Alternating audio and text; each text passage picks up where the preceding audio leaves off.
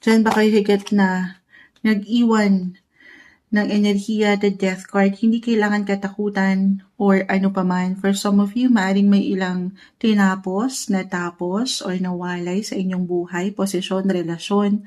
Pero patuloy po na mayroong pagbabago. Okay? Dumaraan kayo sa personal transitions, transformation, guys. Hindi kayo sumuko. Andito na tayo, nasa last part na tayo, exciting part ng taon. Scorpio, final month of the year. Bago pa man matapos ang taon, i-recognize nyo naman daw ang inyong mga sarili sa mga nalagpasan nyo na. Kahit pa sa mga pagkakataon, kayo na panghihinaan na ng kalooban. At ginulat kayo, may ilang sudden challenges po ba kayong kinaharap this year? With the tower, ito yung wala tayong control eh.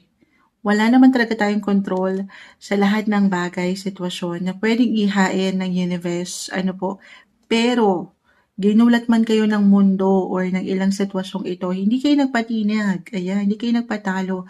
Andito again, king and queen, yung kumpiyansa. Patuloy na merong pag-asa, opportunity to start fresh sa mga gusto pang marating. Ito, isang indikasyon na to, the death card. Yes po, fresh start. New beginnings could be coming your way, Scorpio.